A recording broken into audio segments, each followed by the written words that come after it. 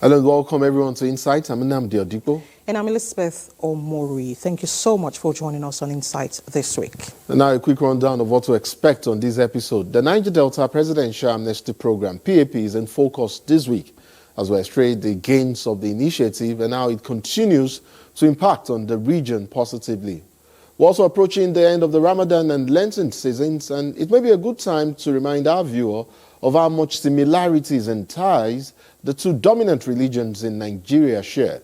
Elizabeth Omori has a site set on the public health issue. Elizabeth? Of course, we'll also be strengthening advocacy on TB, tuberculosis, for accelerated actions for treatment, cure, management, and reduce discrimination of persons with the disease. Very well then, let's kickstart the program. Whatever the issues are, the National Assembly is constitutionally empowered to scrutinize, however complex or intricate. We have involved all the academia, the members of the academia. We have involved the academies. Be it government policies or in fact any issue of public concern. Our job is to help you gain clarity and make sense of it all. This is not really healthy for our democracy. There's a lot of aggrievance in terms of who has been in power longest and who becomes the governor of the state. It's also in the quality of food being consumed. After all, perception is insight. And gaining understanding is also getting insight.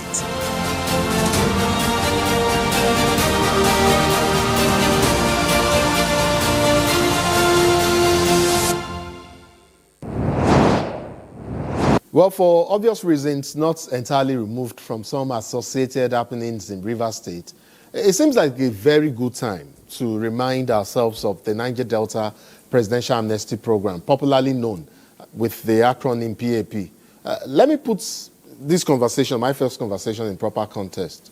Most Nigerians recall how things were in the Niger Delta region with armed agitators blowing up oil facilities and kidnapping expatriates for ransom back in the day. Well, all of that has subsided or rather did subside with the proclamation of amnesty by the then Yar'Adua administration. Thus, an area once defined by unrest and underdevelopment, that is the Niger Delta, began, scripting a new narrative, one of transformation and hope. The Presidential Amnesty Program, I beg your pardon, remains in the center of this change, this transformative change that we're talking about. But with recent events, it would be sad to see an erosion of the gains of this bold initiative that has collaboratively helped in healing a region scarred by conflict and unlocking its vast human potential. But let me bring in my guest at this point.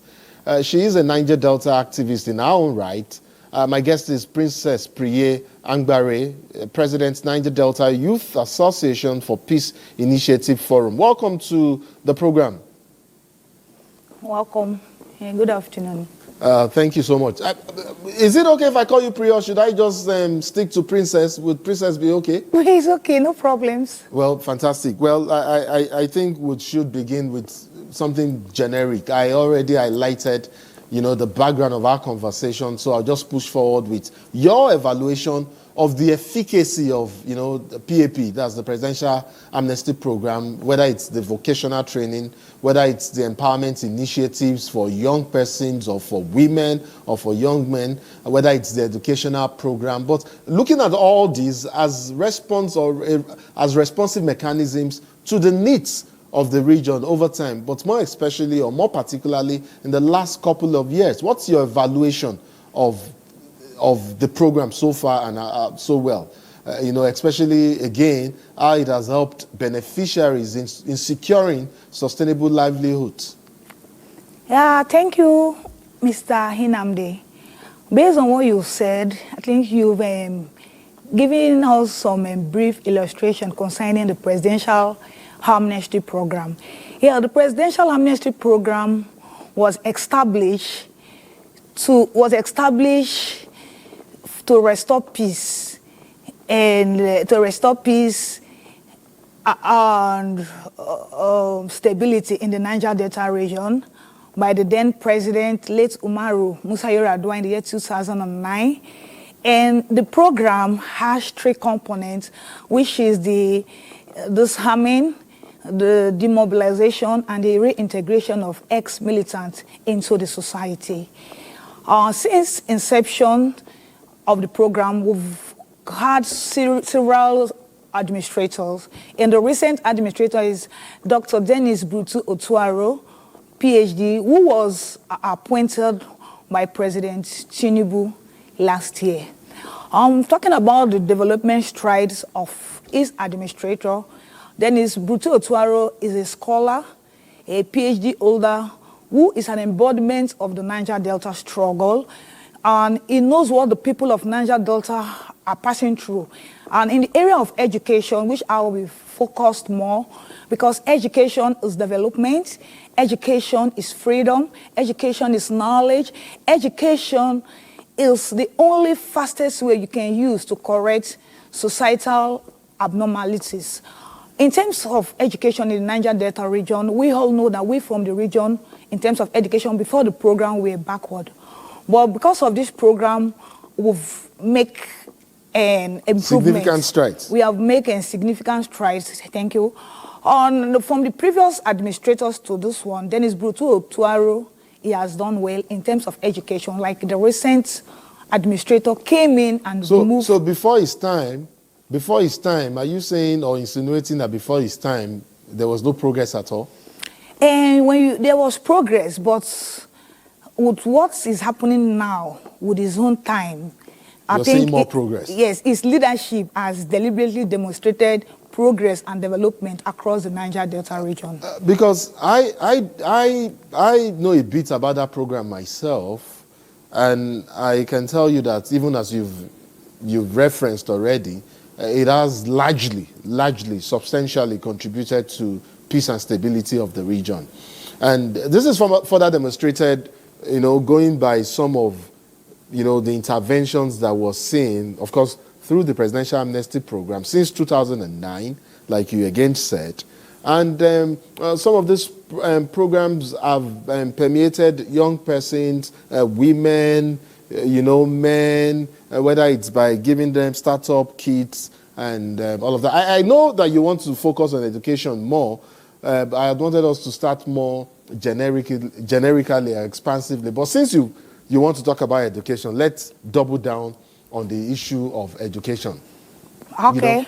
Great. So tell me, in terms of education and some of what you've seen so far, in terms of, how it has translated, education has translated into employability in the region, what do you have to say in terms of that? Our beneficiaries, and again, our beneficiaries are able to actively contribute, to the development of the Niger Delta region. After beneficiaries of the education program now, do you say that over time they have been able to contribute their own quota to the development of the region? Well, coming from the fact that they have gained or gleaned a lot from the region or from this empowerment initiative. Yeah, thank you, Mr. Hinamdi. In terms of education concerning the Presidential Amnesty Program, the people from the region, they've gained massively, even if not 100%, but to an extent, because we all know what happened. Recently, the program since inception had PhD, and recently the PhD was removed from the program. And there's no parents that will not be happy that his or her child in any institution. But for somebody to come and say that PhD was a waste of resources and remove it from the program, that was a misplaced priority. But this man came in, Dr. Dennis Brutu Otuaro came in, and he reinstated PhD back to the program. And not only the PhD back, the recent deployment of students concerning the Presidential Amnesty Program, more than 2,000 students were deployed offshore and offshore. So that is a plus to the region. And on the basis of merit? Yes, on the basis of merit across the region. And then concerning the vocational training, the youths are being empowered because the program, like I said earlier, it has 3 components. And the disarming, demobilizing, and the reintegration of ex-agitators into the society. Concerning the vocational training, most of them have been trained and they've given them starter pack. And some of them too that have not been given, they are going to give them. In terms of women empowerment for the women in the region, across the region, for them to have something to do. Then in terms of the maritime sector, I think 98 cadets from the maritime sector. Recently, that is one of his key achievements. That is to grow up the blue economy. I think it's a plus to Nigeria, our nation, not only the region.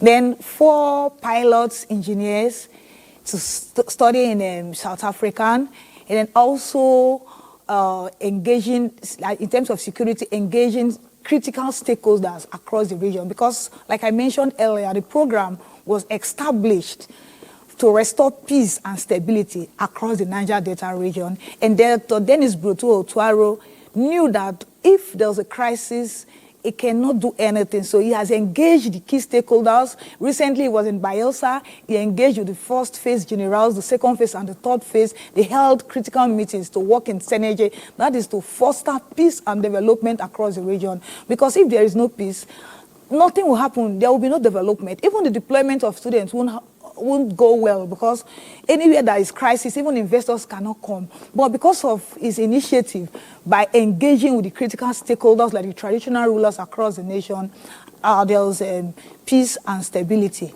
across the Niger Delta region. So you've talked about quite a bit here in response to my second question. In fact, you talked about collaborative efforts. Tell me about this, or talk some more about this, especially in terms of how the program has co-opted, whether it's traditional rulers, whether it's elder statesmen in the region, whether it's the private sector, collaboratively in sustaining peace, and stability around the region. How has this played out under Dr. Dennis Otuaro's leadership?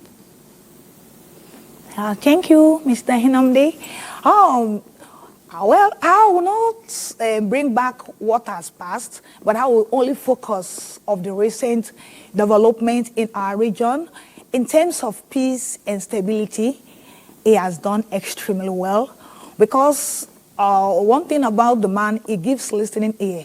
I know before now there were some lapses, but when they brought it to him, he had to okay, let me do the needful, because he wants the program to be taken to a splendid dimension. So he had to go to Bayelsa recently, like I mentioned earlier, to meet with the first phase generals, the second phase, and the third phase. Okay. Doing this one is to bring peace in the region, because without those people, that is one of the good decision, one of the good steps he took by meeting them, because these people are part of the struggle, and you cannot deviate from these people.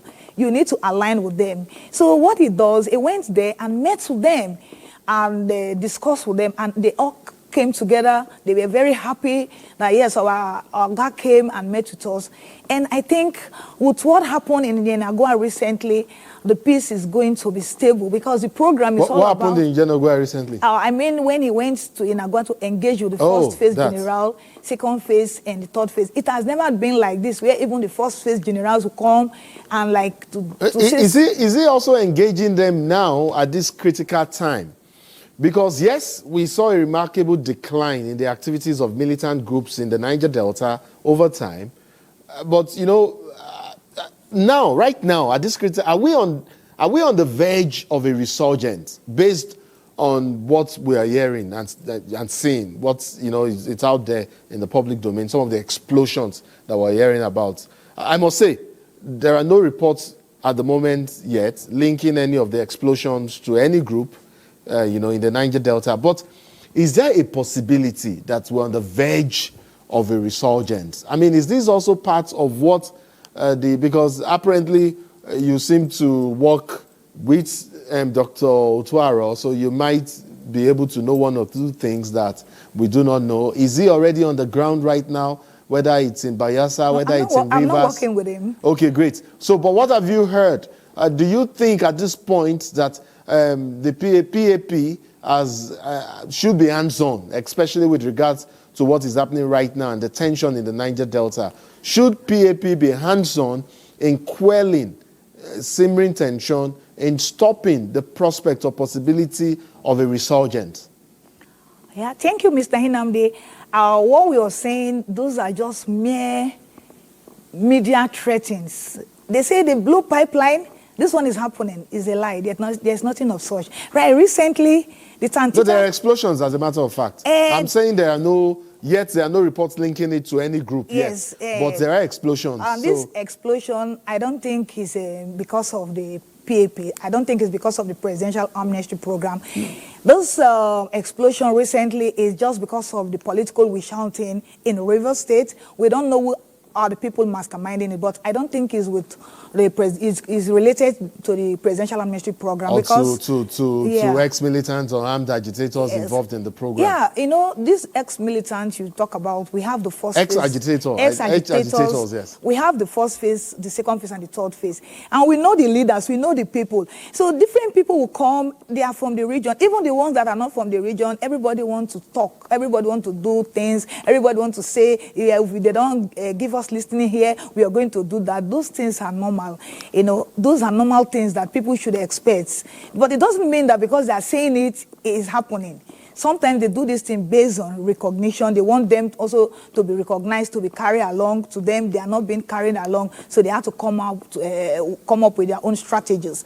Because recently, the coordinator by also said Tantita Security. I'm not here to talk about Tantita, but I just want to tell you that Engage, I think recently they carried out like a research going around the terrain in Bayelsa State, meeting with the host communities. And the riverine area, recently we've not really had any report like sea piracy or kidnapping. Those things are not related to the program, the Presidential Amnesty Program.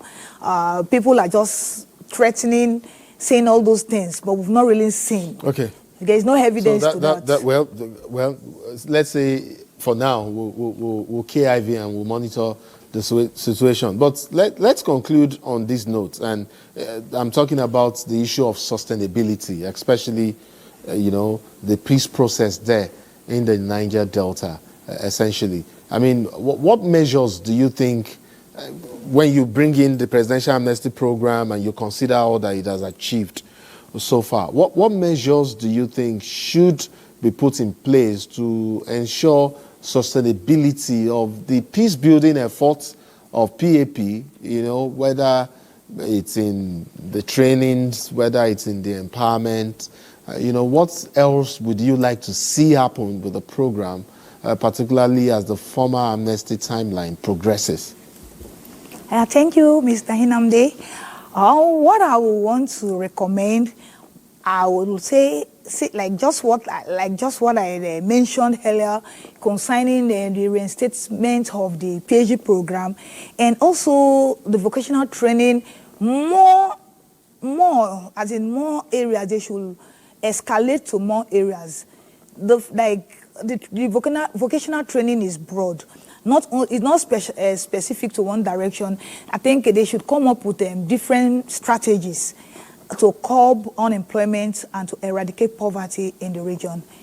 I think that is what I would recommend. Thank you so much, Princess Priye Agbari. Did I get that right? Agbari? Princess Priye Agbari. You're not pronouncing the M. Agbari. Okay. Agbari.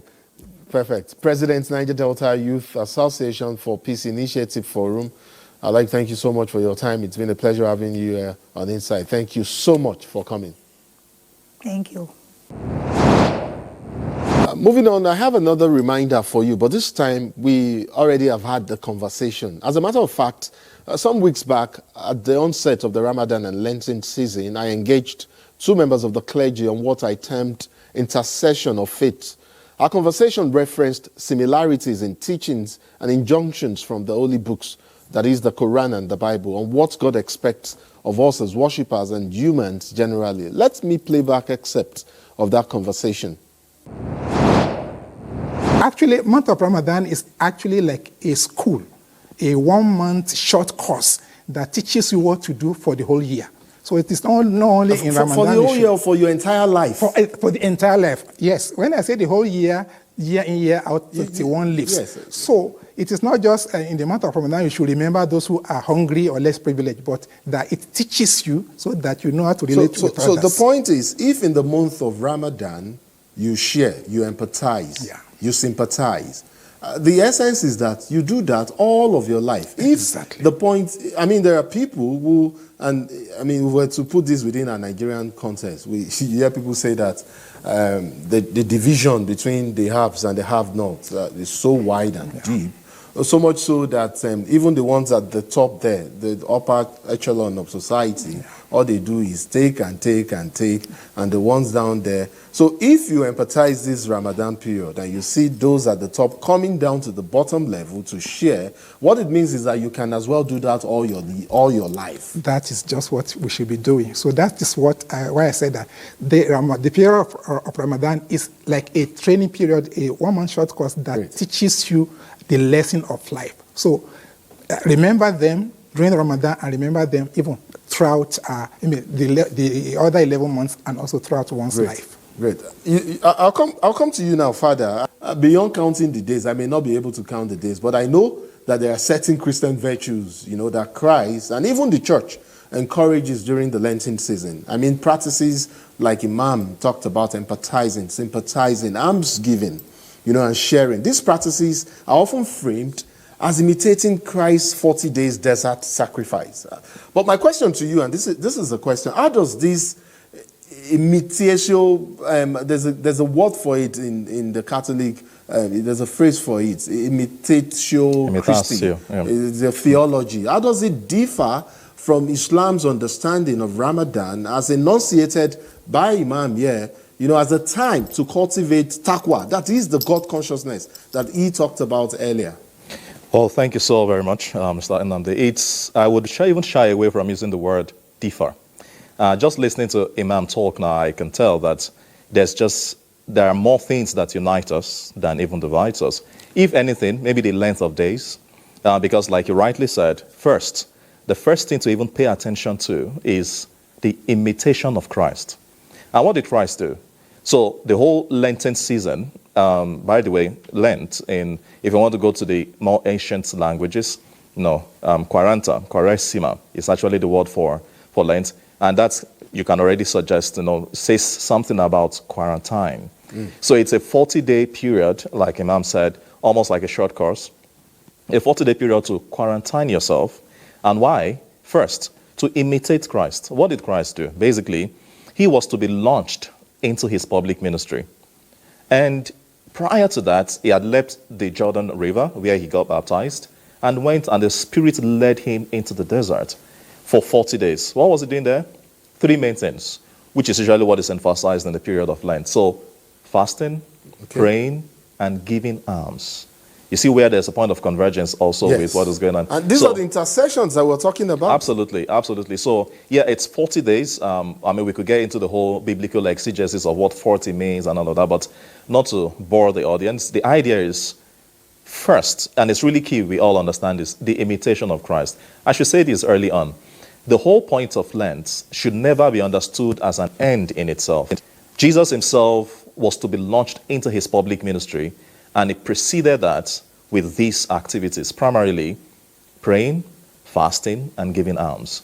And of course, we could get deeper into each of those things, but I think your question speaks more to imitatio Christi, which is the imitation of Christ. And that is really, really key that, number one, it's not just about a mere spiritual performance. It is primarily the imitation of Christ. Why? To do exactly what Christ did, namely, to launch ourselves into our purpose on earth. Jesus' purpose on earth was to redeem us, isn't it?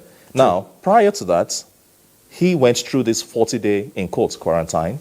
And so, Lenten season every year is almost like, permits me to use the phrase, yearly subscription to that, same thing. So it's a reminder that every year you take out 40 days and remind yourself, hey, why are you here on earth? What did God send you to do here on earth? In order to do that, we need a few practices, which are the tripartite, prayer, fasting, and giving alms, exactly speaking to what Jesus himself did. So it's so important we know that, number one, it's not an end in itself, it's a means to an end. And it's primarily because that was exactly what Jesus did. And of course, and yet in doing that, it also brings us closer to God. That's perhaps another intercession. No, absolutely, absolutely. The God consciousness. Can you just hammer on that a bit? The God consciousness is, okay, so I like the way you put it in the sense of it's not mutually exclusive to talk about, it's not different to talk about personal piety and how it translates. True. It's first personal piety, and that is important, but the personal piety must translate. So to talk about God consciousness, let me pose a question in the sense of, last year, during Lenten season or during Ramadan, what did you give up? Before you answer that, I'm asking a deeper question. Who did you become? So from last year to this point, how did your last year's yearly subscription, in a manner of putting it, help you to become a better person? So it's not just the, the activities in themselves. It is that consciousness of the divine, such that when you're praying, you are recognizing the fact that I'm not God, He is God, He is in charge. When you're giving alms, you are recognizing the fact that He has said the greatest of commandments is love, love of God and love of neighbor. When you are, even fasting, you are recognizing what the psalmist will say in Psalm 51 verse 17, that it is only a humble and a broken heart that the Lord will not spurn. So that God consciousness is first, something that we as human beings must pay attention to, but it doesn't stop there. We are not, in isolation. We live, in communities. We live with people. So that must also translate. And that's exactly what Jesus came to do. God could have remained as in heaven and say mankind be saved. But no, the Word became flesh and dwelt amongst us. So to that extent, that's how God consciousness should be understood.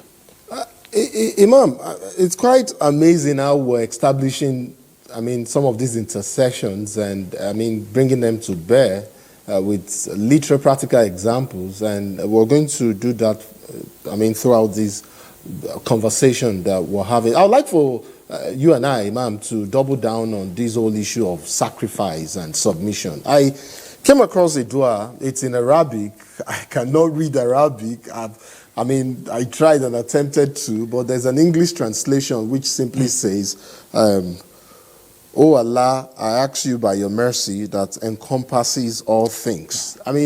I'm sure you're familiar with this dua. What does the dua, how does it invoke, divine grace in sacrifice? And how does this prayer reconcile submission to God with agency in human relationships, person to person, community, communal relations, as it were? Thank you very much. One of the dua or prayers that we're supposed to offer by the time we're about to break our fast is to say that prayer, whether in English or in Arabic or any language that one understands. Allahumma inni as'aluka bi rahmatika allati wasi'at kulla shay'in. So that, oh Allah, I ask you, I beseech you by your mercy that encompasses everything. Then you now ask for what you want. So that you forgive me and have mercy on me. Now, the quality of mercy is something that Allah cherishes most. And that's why in one of the hadith by the Messenger of Allah, he said, Irhamu man fil ardi, yarhamka man fis sama. That if you have mercy, that show mercy upon those who are on earth, your fellow human beings, so that the Lord in heaven can also have mercy upon you. So mercy is, and that God also says in the Quran that His mercy is even overshadows His anger. So that Allah is so much in love with human beings that He doesn't want to punish them. In fact, He says that if He were to hold human beings to ransom for the sins we commit, He will not leave a single ant on the surface of the earth. But because of His mercy, He allows us, give us enough rope so that you can actually repent and do what is good. Now, mercy is very, very important that we show mercy to ourselves. And like we said, it's not just only in Ramadan, throughout our lives. If you have, give to those who do not have. Because by the time you have, in fact, the Messenger of Allah said, if you want to live long, then show mercy unto others. Feed them. Give them clothing. Because even whether they pray for you, with their mouth or they pray in their heart, it will actually have effect on you because you are doing what God asks you to do. Imam, sorry to butt in there, but do you think if we, as humans, as the faithful, if we were doing just a third of what the holy books admonishes us to do, do you think would the In life fact, would be if as you can it do is right now? 1% of what the holy books are saying, then the world will be better. Because it's also whether in the Quran or in the Hadith or even in the Bible. So what is the essence of us being human beings is to show love to ourselves. In fact, according to even Jesus, that he said the commandments are two, to love God and to love man. So one thing is that we are supposed to just abide by what God says. Now, when we are saying that we should love ourselves and we should show mercy, because it is somebody you love that you should show mercy upon. Sure. And when you also know that when you do that, God will actually also love you and he will give you more. In fact, like the messenger of Allah also said that, he said, when you give, it does not actually reduce what you have. In fact, he also says something, that what actually you give out in charity is actually what you have kept. Because on the day of judgment, when the reward for all those things that you have done is shown to you, you will have wished that you gave everything out. So we should, in fact, whatever we do, we're actually doing it for ourselves if we actually believe in the hereafter. So we should just take this issue of mercy, showing compassion to others. We should take it to the utmost so that by the time you give that, you do that, you are going to have more. Like just a short maybe message from the messenger of Allah, that there was somebody who was supposed, the angel of death has already informed him that, God has informed the angel of death that this person was going to die. Yes.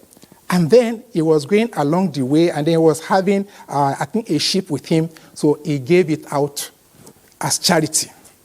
And then, the prophet that was informed that this person was waiting for the, maybe the news, but he didn't get the news. Eventually, he then prayed to Allah. This person was supposed to die. He said, well, the issue is that this person actually, along his way to his house, he gave something out in charity, and then because of that, I increased his lifespan by another 10 years. So, charity instead charity, of, yes, that is just so. Charity invokes mercy from the Almighty. Exactly. I mean, Father, let's stay on this subject. Okay. I saw you nodding your head in agreement while Imam was,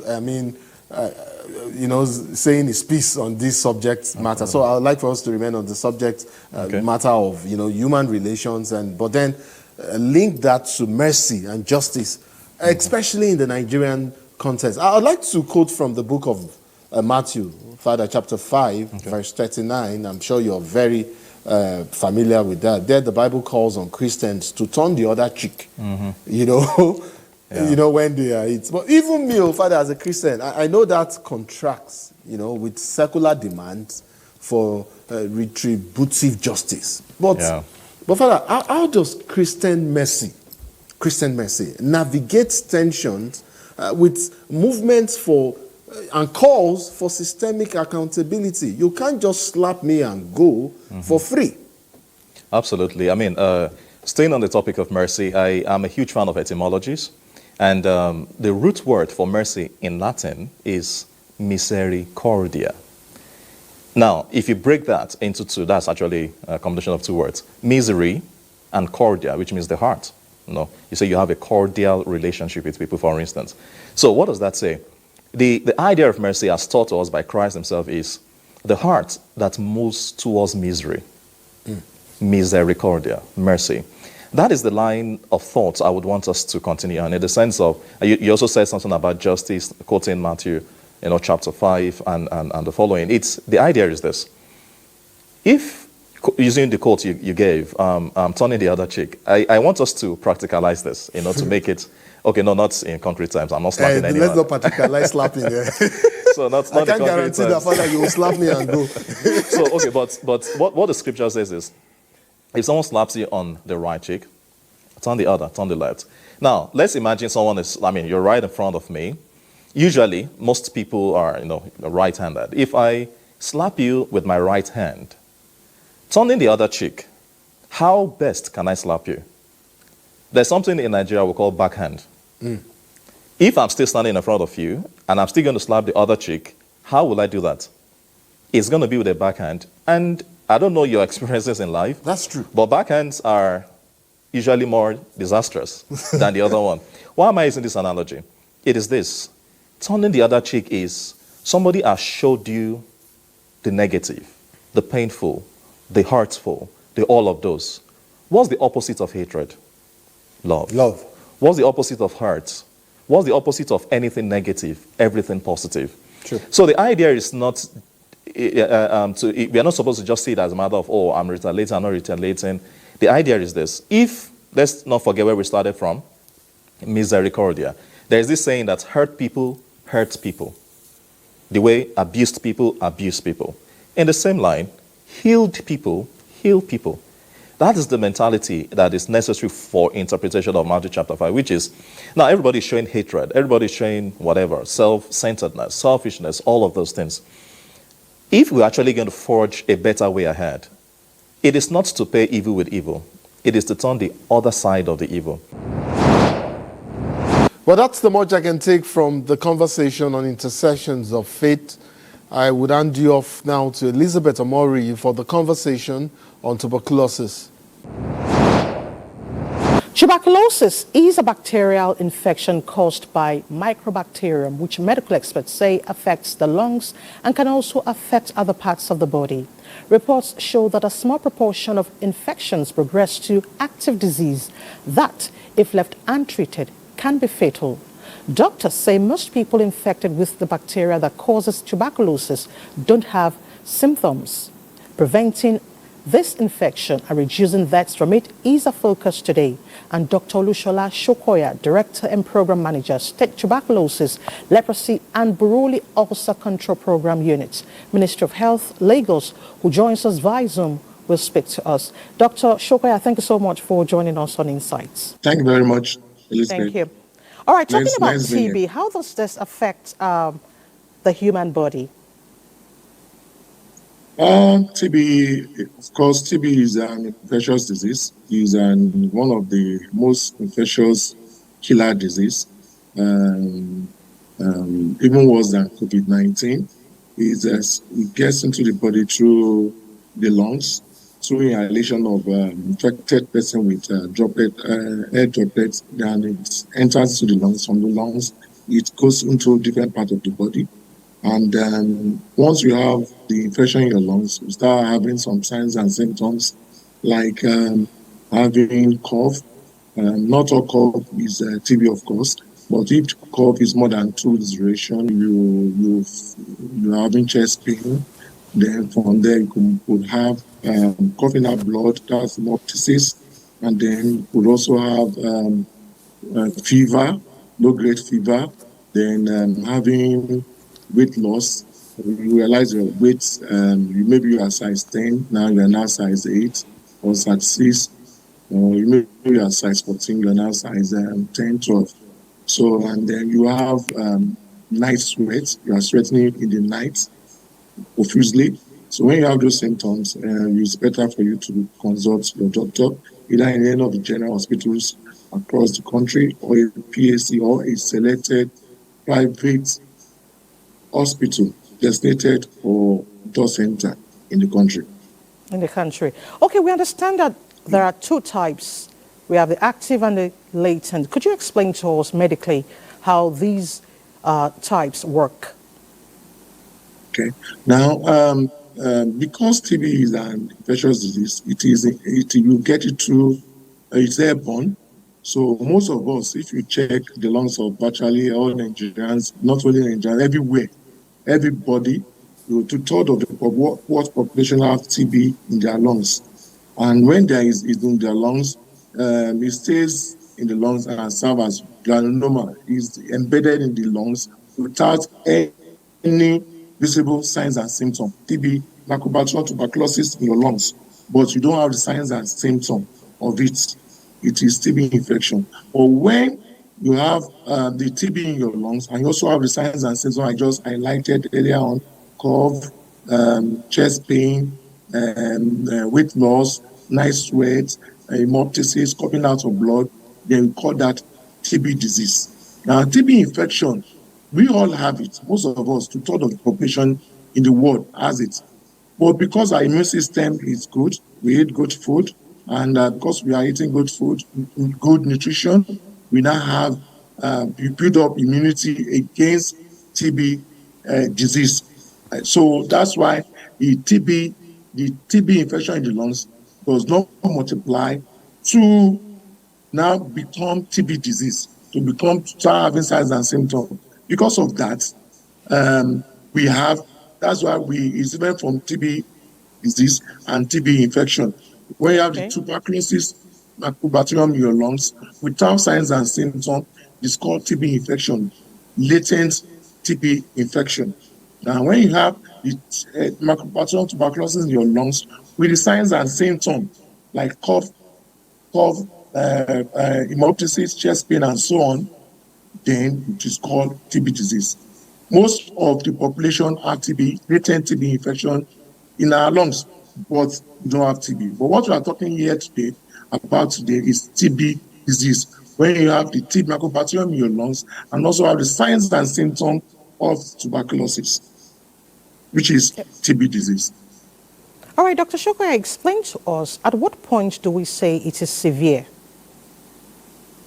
Okay. When TB, when the point of where we say TB is severe is based on the extent of damage to the lungs. If there is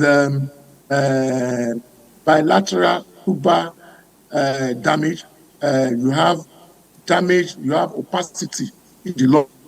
Now, if you have cavity in the lungs, in any of the lobes, we say it is severe. Cavity is as a result of the antigen response reaction in the lungs, resulting into a cavitation. Those cavities, if you have it in the lungs, it is regarded as being severe.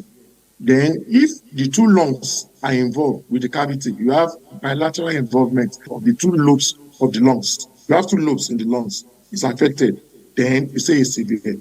Now, we also have another severe form of TB, which we call drug-resistant tuberculosis, when you have resistance to the first-line drugs we are using for treatment of TB. So if you have resistance to the first-line drug, then you will be moved to the second-line drug. The first-line drugs are inflammasine, isoniazid, pyrazinamide, and ethambutol. Any resistance to any of them, you will move to MDR-TB, DR-TB, drug-resistant tuberculosis. Those are the three times you will have TB to be very severe. Thank you. So who are those at risk? Those at risk. Wow. Now, for those at risk are those the poverty is a risk factor to developing TB. Those if you are poor, you are more likely to have TB. I didn't see. I'm not saying the rich cannot have TB. The rich can also have TB. Once your immune system is down, you have TB. But poverty, poor people are more likely to have TB. Poor ventilation and poor overcrowding because make you have is a risk factor to developing tuberculosis.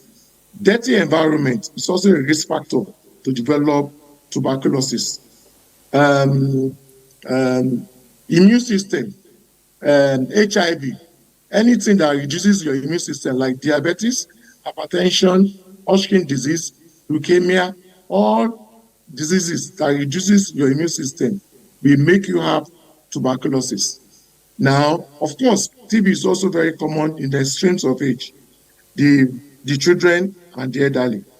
Now, males are more likely to have TB than female, compared to HIV, where females are more likely to have TB than the male. Those are the risk factors. Those are the risk. People are the risk of having TB. Okay, could you explain to us why men are more at risk than women? Men are more at risk to having TB is as a result of the fact that the work we do as men, we take more risk. We are the ones that goes to miners. They add labor. We work. A dangerous work. You see the men working in as a miner. See the men working at asbestos company, and the men are more likely not to assess health. They don't take their health serious. So before a man goes to the hospital, it will take his time. But women go to the hospital, most likely they don't have the disease. They would have gotten access to health before that time. And the kind of job men do generally, we are prone to have TB. And we find men outdoors generally. Men are everywhere. So that's why, and disease is airborne. So that's the reason why men are likely to have. I'm not saying women does not have TB. Women also have TB. But in our data, in our statistics, we realize that more men have TB than women. All right, just to say, women are more careful, generally. All right, there's a common practice. Yeah, of course. All right, there's a common practice, when you meet someone with TB or they tell you, oh, this person has TB, people run away. Can someone contract TB from touching or using the same utensils or sharing clothes? Or staying in a room with that same person? Okay. Now, you can't. TB is an infectious disease, of course. If someone coughs, someone infected with TB coughs, and you were there, if the air droplet comes in contact with your hand or with your body, you can, and then you put your hands on your body into your mouth, then you may have TB. If you are in the same room with the person with TB, the person coughs or sneezes or talks, and the air droplet get in contact with you, of course you can have tuberculosis. However, you cannot have TB by sharing plates, utensils. You cannot have TB. Now, TB is a disease of stigma. This is one reason why I'm here today, to let you know that one of the bane of our problem, where we are still struggling with the control, eradication, and elimination of TB, tuberculosis in Nigeria and the country at large, is as a result of stigmatization and discrimination. Yes, TB is a disease of stigmatization and discrimination, but TB is just like hypertension. TB is just like diabetes. The management of hypertension and diabetes, the treatment is for life. We have people with hypertension, we have people with diabetes that they live long life. They can live in 50 years, 40 years. Their 90s, their 100, still on hypertensive drug. No problem. But why are we stigmatizing against someone who has a disease that is preventable, a disease that you can cure? Just taking our drug for 6 months, you'll be okay. 6 months, just take our drug. In fact, the first 1 month will be okay. But take all the drugs for the next 5 months so that it will totally eradicate from your body. So why stigmatizing someone who has a disease that can be cured? The diagnosis and the treatment of tuberculosis is free in this country. So, and it is preventable. When you want to prevent TB, use TPT, tuberculosis preventive therapy. And then if you have the disease, we give you the first-line drug for 6 months, and you are cured of it. Talking about prevention and management, from the point of a medical doctor, what tips would you give on prevention and how is this disease or infection managed? Okay. Now, let me start with prevention. Now, if you are in contact with anybody with tuberculosis, maybe your dad, your mom, your sisters, your siblings, any of your relatives have TB. Now, if you live in the same house with the person, it's better for you to prevent you having it. For example, your dad, your mom, your sisters, your siblings, they have TB. There's no big deal. So what we need to do, we do what they call contact tracing. Contact tracing. We come to your house, ask some specific questions about tuberculosis to rule out tuberculosis in others that does not have TB. The person that had TB, maybe the dad has TB. The children, the wife, we ask them questions. If they don't have TB, then we give them drugs to prevent them from having TB. Remember, prevention is better than cure. So that the father will not give the other children and the wife. So we do that, we prevent it. It's for prevention. And we have drugs. We have different kind of regimen. We have over 4 of them. We have the one we give for 6 months. We have the one we give for 3 months. We give the 6 months is daily dose for 6 months. We have the one we give for 3 months. And it's a daily dose for 3 months. And then we have the one we also give for 3 months. Daily is a weekly dose for 3 months. And then we have the one we give for 1 month. And that's one is given daily dose for 28 days, 1 month.